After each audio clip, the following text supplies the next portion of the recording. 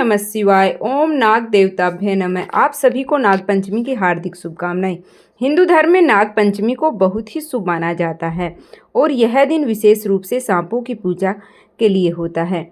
सांपों को उनके विष के कारण शक्तिशाली माना जाता है और उन्हें देवता का दर्जा दिया गया है।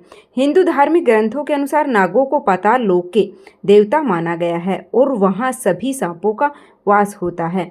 ऐसा विश्वास है कि नाग पंचमी के दिन नागों की पूजा करने से काल सर्प दोष दूर होता है और सांपों का भय भी दूर हो जाता है। इस दिन लोग नागराज वासुकी की पूजा करते हैं जो भगवान शिव के गले में लिपटे रहते हैं। कुछ लोग मां मनसा देवी की पूजा भी करते हैं जो वासुकी की बहन और भगवान शिव की पुत्री मानी जाती है। इस बार सावन मास के शुक्ल पक्ष की पंचमी तिथि 28 जुलाई सोमवार को रात्रि में 11:25 से शुरू होगी और पंचमी तिथि का समापन होगा 29 जुलाई मंगलवार को मध्य रात्रि 12:46 पर। इसके बाद में षष्ठी तिथि प्रारंभ हो जाएगी क्योंकि 29 जुलाई मंगलवार को पूरा दिन पंचमी तिथि प्राप्त हो रही है और इसलिए इस बार 29 जुलाई मंगलवार को ही नाग पंचमी का पर्व मनाया जाएगा। और इस बार पंचमी तिथि के दिन शिव और सिद्धि योग बन रहा है जिसमें शिव योग सुबह 3:05 तक रहेगा और बाद में सिद्धि योग प्रारंभ हो जाएगा।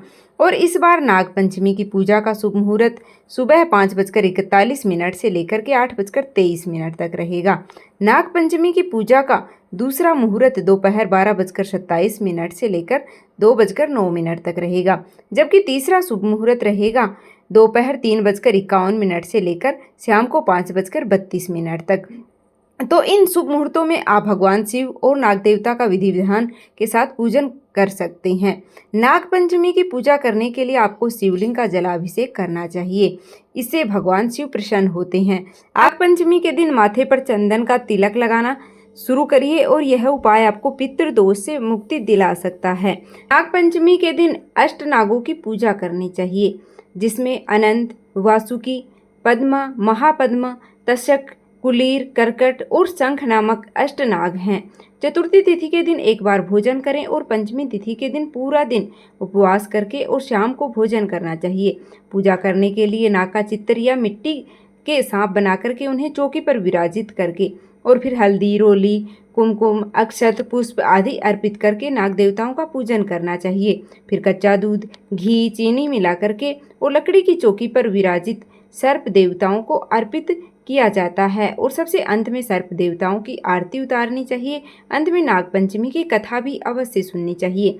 मान्यता है कि इस दिन नागों की पूजा करने वाले व्यक्ति को सर्प दंश का भय नहीं रहता है और इसके अलावा इस दिन घर के प्रवेश द्वार पर नाग का चित्र बनाने की भी परंपरा है। मान्यता है कि इससे वह घर नाग कृपा से सुरक्षित रहता है। कोई भी व्रत या पूजन बिना दान के अधूरा रहता है, इसलिए नाग पंचमी को पुण्य प्राप्त करने के लिए, इस दिन विशेष फल प्राप्त करने के लिए आपको दूध या दही का दान करना चाहिए। इसके अलावा निर्धन लोगों की सहायता करनी चाहिए और सपेरों को कुछ ना कुछ दान अवश्य देना चाहिए।